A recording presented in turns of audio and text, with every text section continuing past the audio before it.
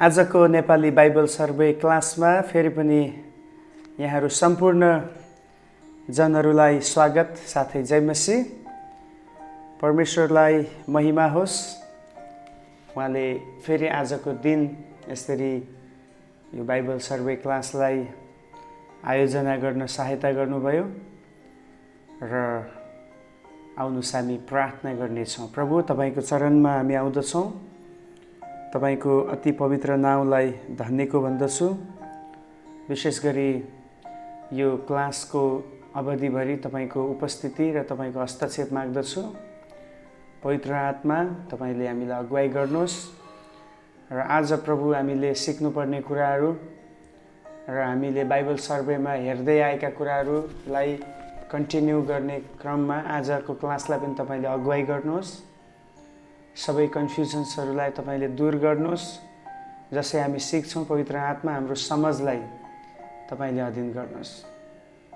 धन्यवाद छ प्रभु हरेक कुराको लागि। अगाडिको रहल समयलाई पनि तपाईको हातमा राख्दै माग्दछौँ येशू प्रभुको नाममा, आमेन।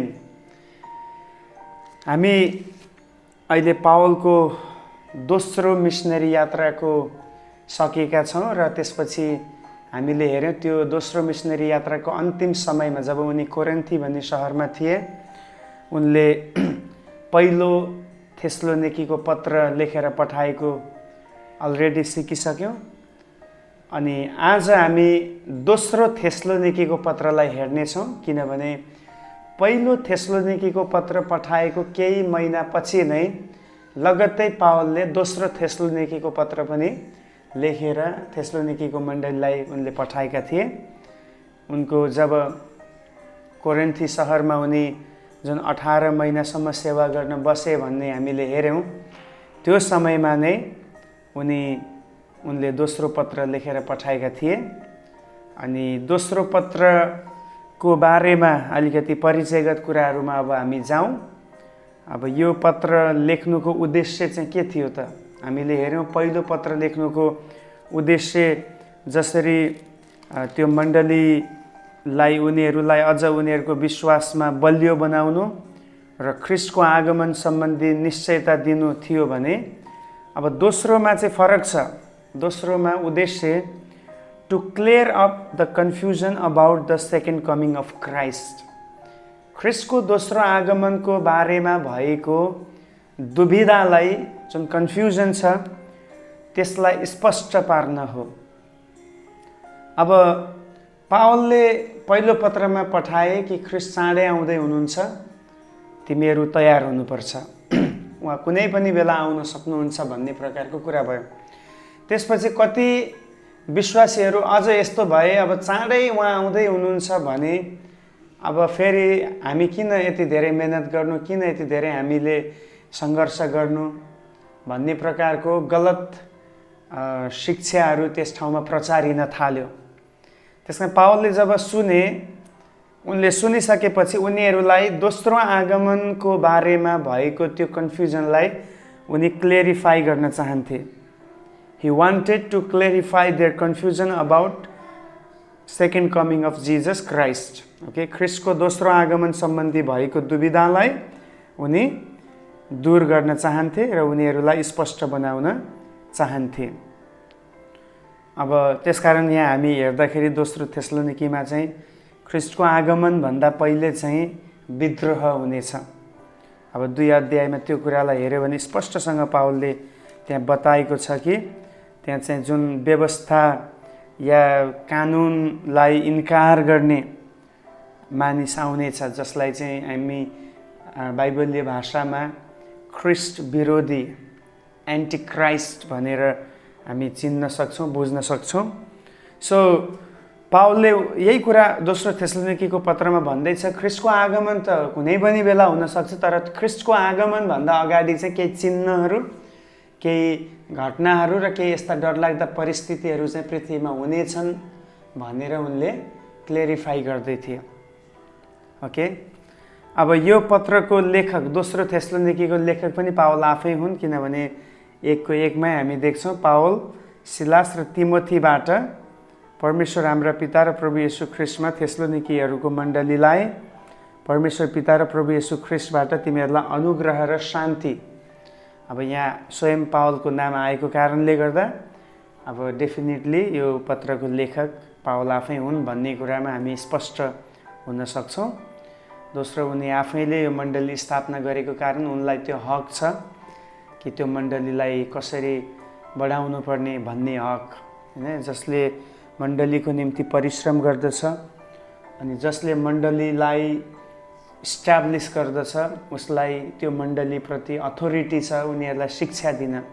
अथोरिटी भन्नाले यसलाई फेरि गलत रीतिले बुझ्नुहुन्न कि सबै कुराको मालिक नै ऊ भन्ने कुरा होइन, तर सेवालाई सञ्चालन गर्न र सेवालाई असल प्रकारले ब्यालेन्समा राख्न र आएका कन्फ्युजनहरूलाई दूर गर्न आधिकारिक रूपमा शिक्षा दिने हक चाहिँ सम्बन्धित व्यक्तिलाई नै हुने गर्दछ।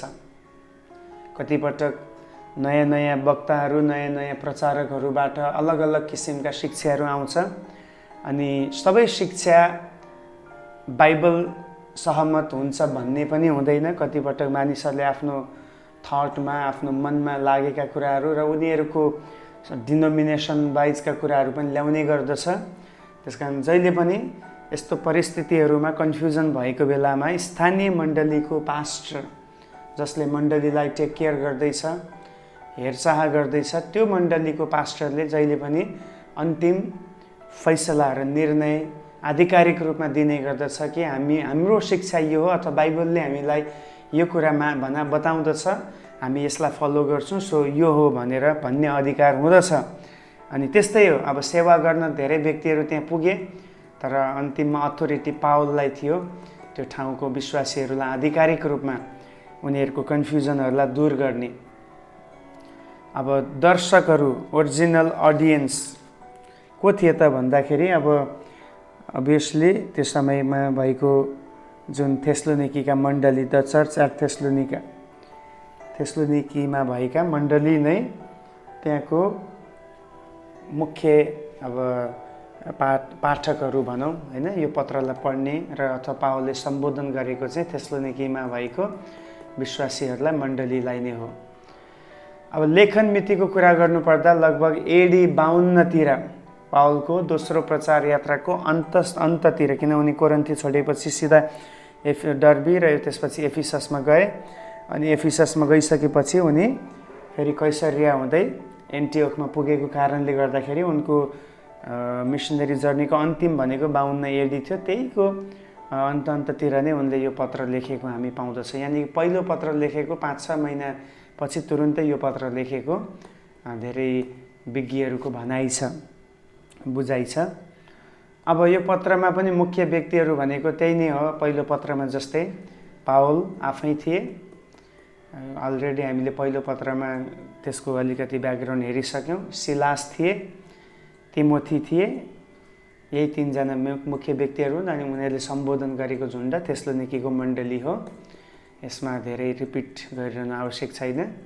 अनि मुख्य ठाउँ पनि त्यही नै हो, पहिलोमा जस्तै थेस्लोनिकी नै हो, किनभने अर्को नयाँ ठाउँलाई लेखिएको होइन।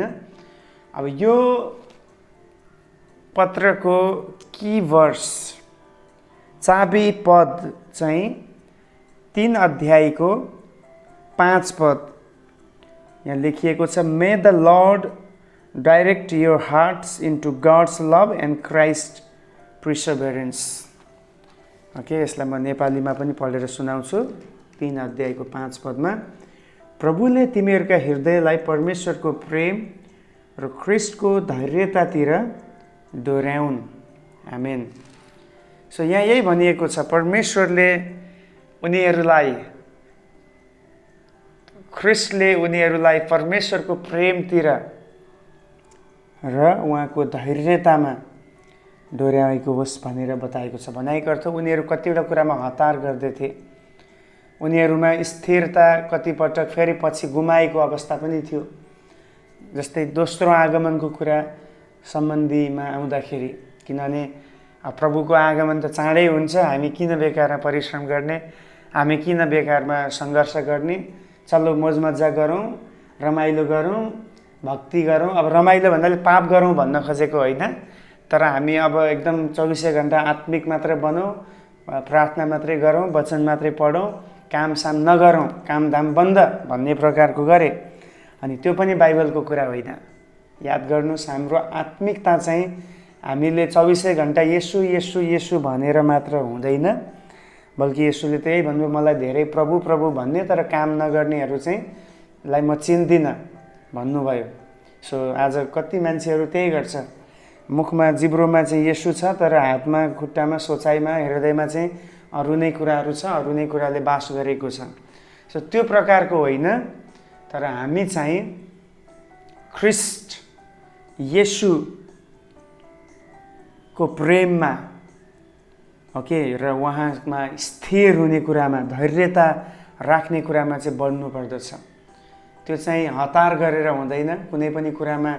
अब कतिपटक मान्छे के पनि हुन्छ भने एकदमै कुनै सेमिनारमा या कुनै स्पेसल वक्ताले आएर प्रचार गर्दा या कुनै ठाउँमा जाँदा उनीहरू एकदम इनर्जेटिक हुन्छन् अनि उनीहरू डिसाइड पनि गर्छन्, ओ म प्रभुको सेवा गर्छु, म यति घन्टा प्रार्थना गर्छु, म यति अध्याय दिनमा बाइबल पढ्छु, म यसरी मण्डलीलाई सहयोग गर्छु, सेवामा साथ दिन्छु भन्छन्।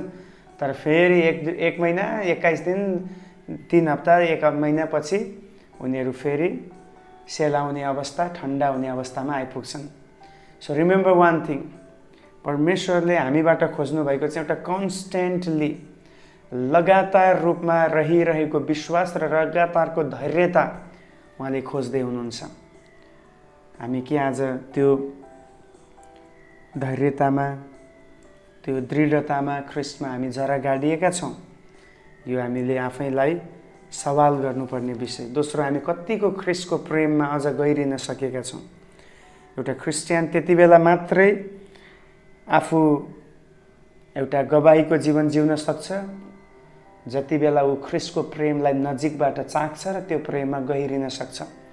ख्रिस्टलाई बाहिरबाट सुनेको भरमा या पास्टरले या अरू व्यक्तिले भने कि येशूले तिमीलाई प्रेम गर्नुहुन्छ, तिम्रो लागि उहाँले जीवन दिनुभयो, उहाँ मर्नुभयो भन्ने त्यो सुनेको ज्ञानको आधारमा मात्र हाम्रो क्रिस्चियन जीवन बढ्न सक्दैन।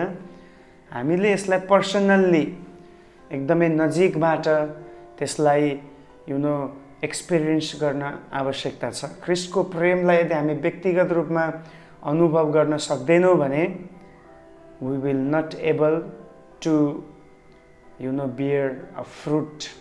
हामी फललाई पनि फलाउन सक्दैनौँ र हामी ख्रिस्टमा बढ्न पनि सक्दैनौँ। We cannot grow gradually. हामी जुन बिस्तारै बढ्ने जुन हाम्रो जीवन हुन्छ आत्मिक जीवनमा पनि त्यो कुरामा हामी चुकी पठाउँदछौँ। सो यो कुरालाई हामी हेर्न सक्दछौँ। अब अझै अगाडि बढ्दाखेरि यो दोस्रो थेसलोनिकीको पत्रको ब्लुप्रिन्टको बारेमा गर्दाखेरि जम्मा यो पत्रमा 3वटा च्याप्टर मात्रै छ अनि त्यसलाई 2वटा भागमा विभाजन गरिएको छ। पहिलो भाग चाहिँ 1 र 2 अध्याय, 1 को 1 देखि 2 को 17 पदसम्म हामी देख्छौँ, जहाँ चाहिँ हामी ख्रिस्टको आगमनको उज्यालो आशा, okay, the bright hope of Christ return, ख्रिस्टको आगमनको उज्यालो आशा। यस, संसारमा अँध्यारो छ, परिस्थितिहरूले अँध्यारो अवस्था देखाउँछ, सबै कुरा डामाडोल भएको देखिन्छ। एन्टी क्राइस्ट, ख्रिस्ट विरोधीको शासनमा याद गर्नुहोस्, ख्रिस्ट विरोधी यति कट्टर हुन्छ, उसले धेरैवटा कुरामा उसले सबै माहौललाई बिगारिदिन्छ, सबै सिस्टमलाई उसले आफ्नो मुठीमा लिन्छ। एक किसिमले सबै अँध्यारो जस्तो लाग्छ त, but there is bright hope of the second coming of Jesus Christ. Yeshu ख्रिस्टको दोस्रो आगमनमा एउटा उज्यालो आशा रहेको छ।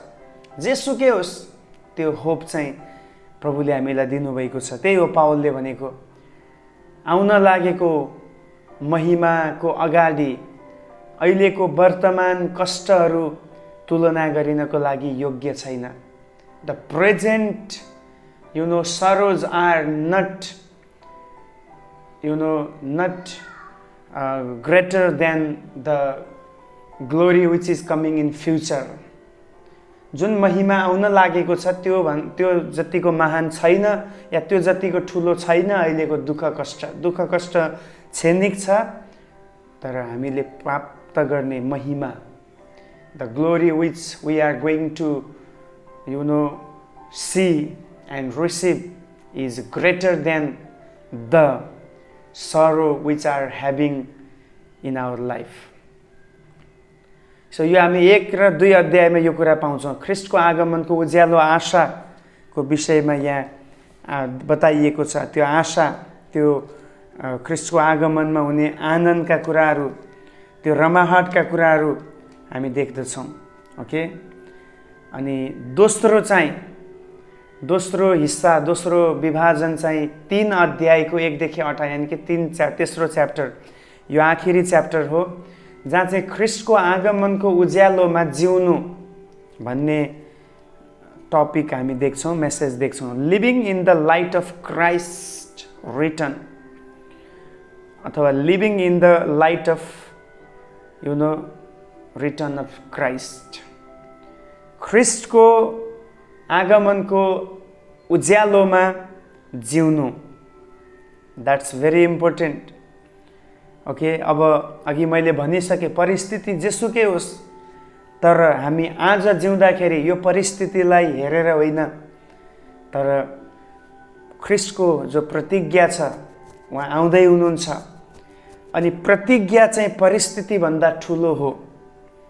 The promise is great then the situations. परिस्थिति र अवस्था भन्दा प्रभुको प्रतिज्ञा चाहिँ ठुलो छ। सो हामी आज किन हरेक परिस्थितिमा आनन्दित हुन सक्छौँ, विजयी बनेर जिउन सक्छौँ, किन सबैतिरबाट सतावट र चर्को विरोधमा पनि हामी अझ प्रभुको काम गर्छौँ? त्यो त्यो हिम्मत हामीलाई कहाँबाट मिल्दछ? त्यो हिम्मत हामीलाई आज हामीभित्र एउटा आशा छ।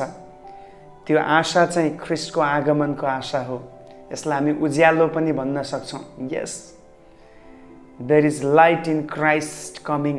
ख्रिस्टको आगमनमा ज्योति छ, अनि त्यो ज्योति हामीभित्र हुनुहुन्छ। हामीभित्र हुनुभएको पवित्र आत्माले हामीलाई सधैँभरि यो कुरा उहाँले हामीलाई स्मरण दिलाइरहनुहुन्छ कि तिम्रो अन्त्य यहाँ हुने छैन। You are not going to die on earth, but you are going to be lived in heaven. तिमी स्वर्गमा जिउनको लागि जाँदैछौ। सो हरेक क्रिस्चियन जहिले पनि यो आशालाई एज अ लाइटको रूपमा, ब्राइटको रूपमा लिएर ऊ चाहिँ जहिले पनि अगाडि ख्रिस्टमा अझ समर्पित हुँदै, अझ विश्वासयोग्य हुँदै, अझ जोसिलो हुँदै, अझ प्रभुको इच्छालाई आफ्नो जीवनमा खोज्दै र पुरा गर्दै जिउनलाई ऊ समर्पित हुने गर्दछ, जो हामी 3 अध्यायमा देख्दछौँ। अझै हामी अगाडि बढौँ। हामी धेरै अब यसलाई डिटेलमा जानुभन्दा अब कतिवटा थिमहरू पनि पहिलो थेस्लोनिकी र दोस्रो थेस्लोनिकीमा लगभग रिपिटेसन्स नै हामी पाउँछौँ। सो हामी अगाडि बढ्दै जाउँ। अब मेगा थिम्सहरू, दोस्रो थेस्लोनिकीको पत्रमा भएका मेगा थिम्सहरू, there are 4 mega themes in the letter of 2 Thessalonians. दोस्रो थेस्लोनिकीको पत्रमा 4 वटा मुख्य विषयहरू छन्। त्यो मध्ये पहिलो हो पर्सिक्युसन, सतावट। पावलले मण्डलीलाई सतावट र समस्याको बीचमा दृढ रहनलाई उत्साहित गर्दैछन्। Paul encouraged the church to persevere in spite of troubles and trials. Okay, उनले यही भन्दैछन् कि तिमीहरूको जीवनमा या तिमीहरूको विश्वासको खातिर आउने हर एक सतावट र समस्याको बीचमा तिमीहरू स्थिर रहनु खाँचो छ, दृढ भइरहनु खाँचो छ। परमेश्वर उहाँको विश्वासयोग्यतामा पछ्याउनेहरूलाई विजय र सताउनेहरूलाई चाहिँ दण्ड दिने परमेश्वर हुनुहुन्छ।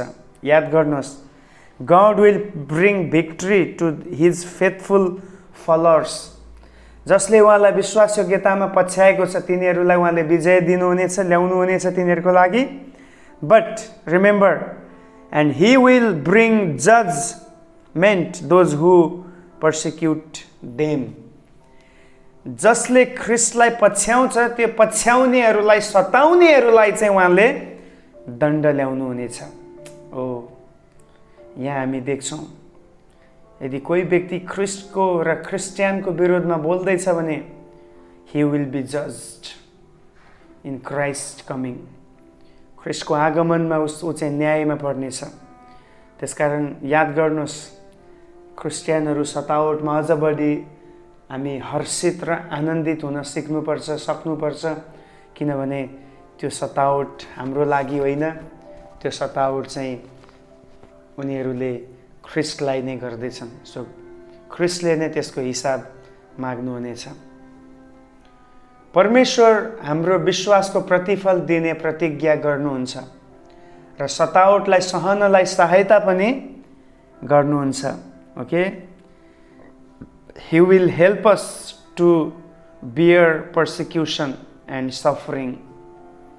ओके, हामी जुन सतावट र दुःखबाट गुज्रिन्छौँ त्यसलाई सामना गर्न उहाँले हामीलाई के गर्नुहुन्छ? सहायता गर्नुहुन्छ। विश्वासको निम्ति सताइनेले ख्रिस्टको सेवामा बलियो हुनेछ।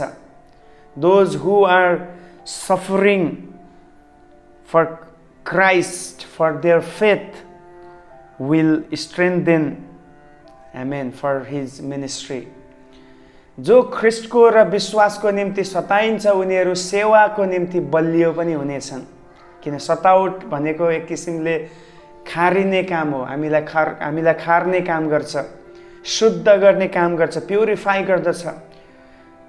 The पर्सिक्युसन प्युरिफाइज us.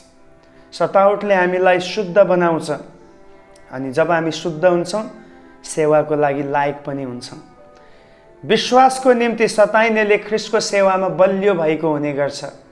सो हामी उहाँमा विश्वासयोग्य हुनुपर्छ। Even though we are in persecution, we have to be faithful before Christ. दोस्रो मेगा थीम हामी पाउँछौँ, त्यो चाहिँ हो क्राइस्ट रिटर्न अफ क्राइस्ट। ख्रिस्टको आगमनको विषयमा हामी देख्छौँ। जबदेखि पावलले ख्रिस्ट कुनै पनि समयमा आउनुहुन्छ भनेका थिए, केही विश्वासीहरूले त काम गर्न नै छोडेर ख्रिस्टलाई पर्खेर बस्न थाले। याद गर्नुहोस्, यो अब राम्रो जस्तो त लाग्छ ख्रिस्टलाई पर्खेर बस्नु, तर कामै गर्न छोडे, उतातिर अर्को समस्या छ। अब उनीहरूले काम गरेर छोडेपछि कसले उनीहरूलाई खुवाउने? अब खान नपाएपछि फेरि उनीहरूले त अब पछि त भोको पेट त रहन सक्दैनन्, त्यसपछि त माग्नु पर्यो या त चोरी गर्नु पर्यो। अनि मेहनत गर्ने आदत नभएपछि मान्छेलाई साह्रो गाह्रो पर्छ। त्यसकारण पावललाई साह्रो टेन्सन भयो।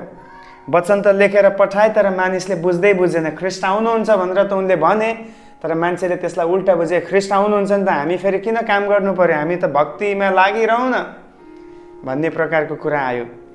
त्यसकारण यहाँ पावलले फेरि दुबारा के गर्दैछ, उनीहरूलाई यो पत्रमा भन्दैछ, ख्रिस्ट एक दिन आउनुहुन्छ र उहाँमाथि भरोसा गर्नेलाई विजय दिनुहुन्छ। यदि हामी तयार छौँ भने हामी येशू कहिले आउनुहुन्छ भनेर धेरै सोचिरहनु पर्दैन।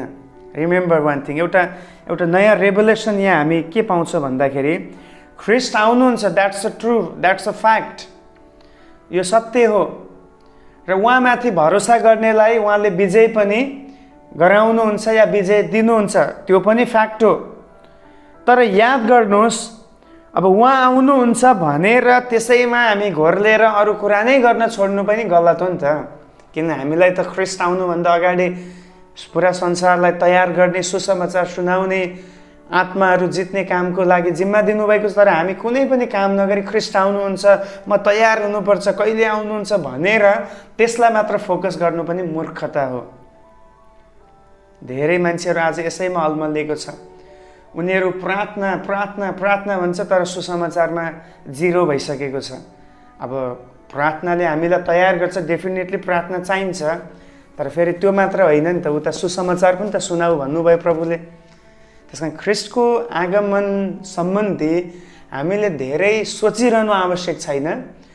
बरु हामीले यो चाहिँ सोच्नुपर्छ कि म कतिको ख्रीष्टको वचनलाई पालन गर्दैछु, मिन्स कतिको म सुसमाचार सुनाउँदैछु, कतिको म आत्मामा तयारी छु। आत्मामा तयार भन्नाले फेरि कतिको मैले प्रभुलाई चिनेर प्रभुमा जीवन व्यतीत गर्दैछु, त्यो हो। याद गर्नुहोस्, प्रार्थना भन्ने शब्दको अर्थ केवल एक ठाउँमा बसेर ध्यान गरेर आँखा चिम्लेर प्रार्थना गर्नु भन्ने मात्र आउँदैन। प्रार्थनाभित्र धेरै कुरा जोडिएको हुन्छ। प्रार्थना अनुसारको जीवन, okay, life according to prayer, प्रार्थनाले माग गरेको जीवन के हो? A prayer warrior should be a active in Christ service. प्रार्थना योद्धा जहिले पनि ख्रीष्टको सेवामा ऊ चाहिँ क्रियाशील हुनुपर्दछ। सो आज तपाईँ र म कस्तो छौँ? हामी एकतिर मात्र बलियो भएर अर्कोतिरको पक्षलाई हामीले कमजोर बनाउँदैछौँ भने त्यो पनि हामीले सुधार्नुपर्ने कुरा। प्रिच प्रे, प्रिच प्रे, प्रचार गर्नु प्रार्थना गर्नु, यो दुवै ब्यालेन्समा हुनुपर्दछ। हामी विश्वासमा बलियो रूपमा खडा भई सेवामा बढ्दै जाउँ र उहाँलाई पर्खी पनि बसौँ। यो दुइटै गरौँ, पर्खौँ पनि त्यसको साथसाथै सेवा पनि गरौँ। अन्यथा फेरि थेसलोनिकीको पत्रमा पावलले भने जस्तै तिमीहरू तयार त भयो तर काम चाहिँ छोड्यौ, त्यो चाहिँ गलत हो भने जस्तै हुन सक्दछ। ओके, तेस्रो मुख्य विषय मेगा थिम हामी पाउँदछौँ यहाँ चाहिँ ठुलो विद्रोह, ग्रेट रेबिलियन। ख्रीष्टको आगमन भन्दा अगाडि त्यहाँ एउटा ख्रीष्ट विरोधीद्वारा परमेश्वरको विरोधमा ठुलो विद्रोह हुनेछ। Okay, before Christ return there will be a great rebellion against God led by the man of lawlessness is called Antichrist। यो चाहिँ ख्रीष्टको आगमन भन्दा पहिला हुने कुरा भनेको अर्थ। अब थेसलोनिकीको मण्डलीलाई पावलले यो कुरा स्पष्ट बुझाउँदैछ, तिमीहरू त्यति धेरै अत्तालिनु पर्दैन, किनभने ख्रीष्टको आगमन भन्दा अगाडि केही न केही घटना त घट्छ, केही न केही चिन्ह पृथ्वीमा आउँछ। त्यो हो पापको मानिस प्रकट हुन्छ। 2 अध्यायमा त्यही हामी पाउँछौँ। परमेश्वरले सबै विद्रोहहरूलाई हटाउनु हुनेछ, ओके, र न्याय पनि गर्नुहुनेछ तिनीहरूको। He will remove all rebellion things and also he will judge them। उहाँले हटाउनुहुन्छ, साथै तिनीहरूलाई हटाएर त्यसै छोड्नुहुन्न, but God will judge them, God will punish them। तिनीहरूमाथि तिनीहरूलाई प्रभुले दण्ड दिनुहुन्छ। अनि ख्रीष्ट विरोधीले धेरैलाई छल गर्ने कोसिस गर्नेछ। ख्रीष्ट विरोधीको काम भनेकै त्यही हो। he attempts to deceive many people। धेरै मानिसहरूलाई उसले धोका दिने र छलमा पार्ने कोसिस गर्नेछ। कि शैतानको काम त्यही त हो। शैतानले जहिले पनि छल गर्ने कोसिस गर्छ हामीमा। नक्कली कुरालाई सक्कली बनाएर हाम्रो आँखा अगाडि ल्याइदिन्छ, झुटको कुरालाई सत्य जस्तो बनाएर ल्याइदिन्छ। So he is a deceiver. Satan is a deceiver as well as Antichrist, and Antichrist is also a deceiver। वो धोका दिने व्यक्ति हो। जब खराबी बढेर जान्छ हामी कदापि डराउनु हुँदैन। संसार जतिसुकै खराब भए तापनि परमेश्वरले नै अन्तमा नियन्त्रण गर्नुहुन्छ। हालेलुया।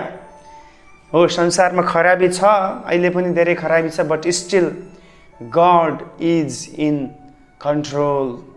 हालेलुया। शैतानको हमलामा परमेश्वरले हामीलाई सुरक्षा दिनुहुन्छ। Yes, definitely God will guard us. परमेश्वर हामीलाई सुरक्षा दिनुहुन्छ। परमेश्वरमा विश्वासयोग्य रहेर हामी खराबीमाथि जय पाउन सक्नेछौँ। If we are faithful to God then we will overcome the evil. हामी खराबीलाई के गर्नेछौँ? जित्नेछौँ। Yes, hallelujah. We can have victory over evil by remaining faithful to God। So तेस्रो विषय यही नै हो। पापको मानिस प्रकट हुनेछ, तर पापको मानिसको न्याय परमेश्वरले गर्नुहुन्छ, त्यसलाई उहाँले हटाउनुहुन्छ भन्ने कुरा हामीले हेऱ्यौँ। आखिरी थिम हामी पाउँछौँ, त्यो हो दृढता, पर्सिस्टेन्स, दृढता। जब मण्डलीका केही विश्वासीहरूले काम गर्न छोडेर अनाज्ञाकारी र अल्छे भए, पावलले उनीहरूलाई हप्काएका छन्। याद गर्नुहोस्, उनीहरू कतिजना अल्छी भए रे, अब कामै नगरिकन खान पाइयो भने त किन काम गर्ने, हैन? त्यसकारण बाइबलले यो, अब यसलाई हामीले यसरी बुझ्नुपर्छ, बाइबलले गरिबहरूको सेवा गर्नु भनेको छ, तर गरिब को हो त्यो हामीले छुट्याउन सक्नुपर्छ। यदि छुट्याउन सकेनौँ भने राम्रो मान्छेलाई पनि हामी गरिब बनाइ पठाउँछौँ, अनि त्यो चाहिँ अलिकति हाम्रो पनि गल्ती हुन्छ। अब कतिजना मान्छेहरूमा यस्तो आदत हुन्छ, उनीहरूलाई यदि कहीँबाट सहायता मिल्यो भने उनीहरू किन बेकार मेहनत गर्ने भन्ने प्रकारको सोचाइमा जिउने गर्दछन्। रिमेम्बर वान थिङ, त्यस्तोहरूलाई हामीले उत्साह दिनु कदापि हुँदैन। जो बाँकी गरिब छ, जो काम गर्न नसक्ने अवस्थामा छ, बाइबलले यही भन्छ, विधवाहरू, अनाथहरू, त्यसपछि सहाराहीनहरू, परदेशीहरूको तिमीहरूले सेवा गर भनेको छ। तर अब कतिजना चाहिँ गर्न सक्ने भएर पनि नगरी जिउँछन् भने चाहिँ हामीले उनीहरूलाई त्यस्तो कुरामा साथ दिनु हुँदैन, बरु हामीले काम गर भनेर भन्नुपर्छ, जसरी पावलले पनि भनेको छन्। उनले तिनीहरूलाई मिन्स थेसलोनिकीको मण्डलीहरूलाई उत्साह देखाउन र क्रिस्चियन सेवाहरूमा लाग्नलाई बोलाएका छन्। मतलब उनीहरूलाई तिमीहरूले एकले अर्कालाई उत्साह दिनुपर्छ, के को निम्ति? क्रिस्चियन सेवाहरूमा लाग भनेर भन्नको निम्ति। त्यो कुरामा तिमीहरू दृढ हुनु पर्यो। तिमीहरू सुरुमा म हुँदाखेरि दृढ थियौ, काम पनि गर्थ्यौ, तर अहिले तिमीहरूले छोडेका छौ। त्यसमा पावलले आफै जीवनबाट उदाहरण दिए। उनी एकदमै प्रभुको सेवामा समर्पित र धेरै व्यस्त प्रभुको दास, स्टिल ही वाज वर्किङ। उनी काम पनि गर्थे। उनले काम यस कारणले गर्दैनथे कि उनी धनी हुन सकुन्, तर उनी काम गर्थे ताकि सेवकाई गर्न सकुन्, सेवालाई बढाउन सकुन्। हालेलुया। आज कतिजनामा हामीमा यो एटिट्युड छ। पैसा कमाउनुको उद्देश्य के हो हाम्रो? संसारको मान्छे जस्तै पैसा कमाउँछु, म यो बनाउँछु, घर बनाउँछु, म यस्तो गर्छु, म यस्तो यस्तो ब्याङ्क ब्यालेन्स बनाउँछु, यस्तो ठाउँमा म जग्गा किन्छु, यो ठाउँमा बिजनेस गर्छु भन्ने प्रकारको मात्र सोचाइ छ भने my friends, you are taking wrong decision. किनभने यो संसारको पारा हो। हामी डेफिनेटली पैसा हामीलाई चाहिन्छ। We need a money, we need a house, we need a land, we need a property, we need a bank balance. तर यो सबै पाउनुको पछाडि हाम्रो उद्देश्य धनी बनेर अरूले इज्जत गरोस् या अरूको अगाडि मसँग यो छ भनेर देखाउनु भन्दा पनि हामीसँग भएको कुराहरूबाट प्रभुको काम र प्रभुको राज्य वृद्धि हुनु आवश्यक छ। त्यही हो पावलको इन्टेन्सन। उनी काम गर्थे, परिश्रम गर्थे, पाल बनाउँथे। त्यो बेलामा पाल बनाउने व्यक्तिको राम्रो इन्कम हुँदथ्यो, राम्रो मतलब पैसा उनले कमाउँथे। तर त्यो उनले मान्नुहोस्, 1 महिना काम गरे भने उनले लगभग 6 महिना सेवकाई गर्थे। म एउटा क्याल्कुलेट मात्र गरेर भन्दैछु, इमेजिन गर्दैछु। 1 महिना काम गरेर 6 महिना सेवा पुरै गर्ने व्यक्ति पावल थिए भने आज यस्तो एटिट्युड हामीमा कतिको छ? कतिपटक हामी पैसा भनिसकेपछि यति मरिहत्ते गर्छौँ, अनि त्यो पैसा कहाँ लिएर जाने हो, त्यो पैसाले के गर्ने हो, खै म त केही बुझ्दिनँ। किनभने संसारमा कुनै पनि कुरा हामीले पाएको कुराहरू हामीसँग जानेवाला छैन प्रिय। हामीसँग त्यही कुराहरू जानेछ जो हामीले ख्रिस्टमा रहेर गरेका छौँ, ख्रिस्टको निम्ति गरेका छौँ। रिमेम्बर, असल कुरा जो हामी गर्दछौँ त्यसमा हामी थाक्नु कहिले पनि हुँदैन। We must never get so tired of doing right that we quit. जे काम हामी गर्दछौँ त्यसमा हामी कहिले पनि थाकेर त्यसलाई छोड्नु हुँदैन। त्यही हो दृढता भनेको। ओके, पर्सिस्टेन्स भनेको जे कुरा छ त्यसलाई लगातार दिइरहनु। हाम्रो समय र खुबीहरूलाई चलाउँदै हामी प्रभुमा स्थिर भई लगातार बढिरहनु पर्दछ। ओके, हाम्रो समय र हाम्रो खुबीहरू यो दुईटै प्रभुबाट हामीले पाएको। हामीले 1 मिनेट पनि आफू समय हामी एक्सटेन्ड गर्न सक्दैनौँ। यो प्रभुले हामीलाई 24 घण्टाको टाइम दिनुभएको छ एक दिनमा, र हामीसँग भएको खुबीहरू जेसुकै होस्, जेसुकै चाहे तपाईँले पढेर होस्, तालिम लिएर होस्, अन्तमा त्यो प्रभुबाटकै दान हो। सो त्यसलाई हामीले उहाँकै निम्ति स्थिर भइकन चलाउनुपर्छ। हाम्रो लगातारताको इनाम हामीले पाउनेछौँ। Our endurance will be rewarded. Hallelujah. Your endurance will be rewarded by God. तपाईं जे कुरा प्रभुको निम्ति लगातार गर्नुहुन्छ, you will be rewarded. You will be rewarded by heaven. Praise God. So आजको क्लासबाट प्रभुले यहाँहरू सबैलाई आशिष दिनुभएको होस्। हामी प्रेरितको पुस्तकमा पावलको सेकेन्ड मिसनरी जर्नीको अन्डरमा यो कुरा हेर्दैछौँ। भोलि हामी फेरि प्रेरितको पुस्तकमा अब पावलको तेस्रो मिसनरी यात्रा हेर्नेछौँ र त्यससँग फेरि धेरैवटा पत्रहरू आउँछ, हामी हेर्दै जानेछौँ।